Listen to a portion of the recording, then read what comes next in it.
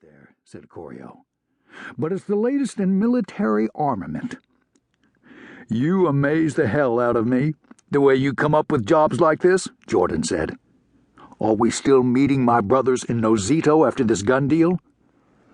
"Absolutely," said Corio. "This gun deal just gives us the money we need to set up some bigger jobs. Both your brothers are in as far as I'm concerned. We need fast guns like you Jordan brothers." He paused and added thoughtfully, "Provided you can keep them under control, that is." Jordan gave a proud smile. "Between the two of them, Grayson and Tolan have killed more men than smallpox. But they're as loyal to me as hounds. Nobody messes with the Jordans." "Good enough for me," said Corio. "Now form the men up and move them out. We'll rendezvous in a week up at Waco Pass.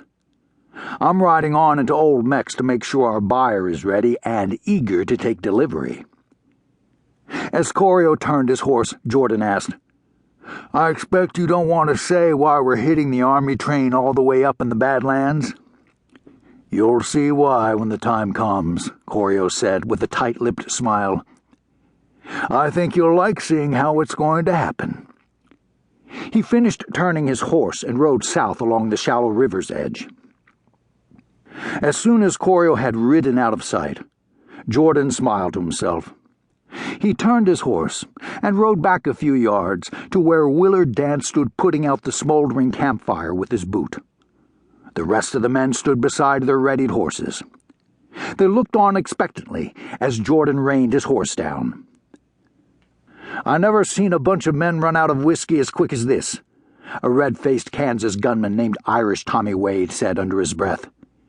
He wore a battered derby hat and fingerless black jersey gloves. "I hope I haven't mistakenly taken up with a consortium of drunkards and malingerers." He gave a slight tip of his hat. "It's likely you may have, but I'm speaking only for myself," a former James Younger gang member named Robert Hooks replied in the same lowered voice. He gave a tip of his battered hat in return. Muffled laughter rippled across the men, then settled. "All right, everybody, listen up," said Jordan, settling the men even more. "We're riding up to Waco Pass. That's where we'll make our play. I hope you enjoyed your drinking. There'll be no more of it until we've completed our job." "Mind telling us why we're riding all the way to Waco Pass?" Tommy Wade asked. "You'll see why when the time comes," said Jordan, repeating Corio's words. "From here on, none of you separate yourselves from this group any longer than it takes to relieve yourself. If you do, you've broken our oath of secrecy. It'll be the responsibility of everybody here to shoot you dead." He looked solemnly at each of the 12 men, then added, "Is that clearly understood?" Tommy Wade leveled his battered derby hat and asked bluntly, "Do you and Corio treat all your regular men this way?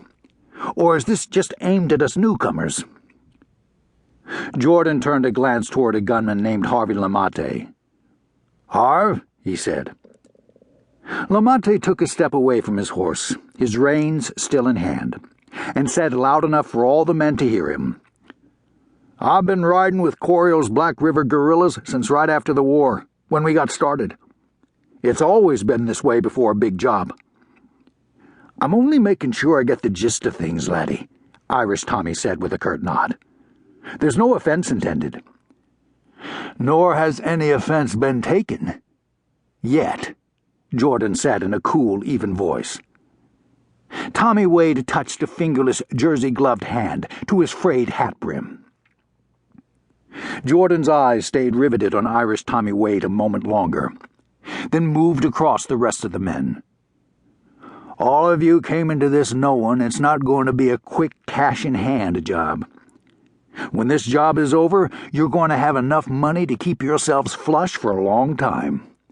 But until it's over, you do as you're told. Stick close together and account for your time.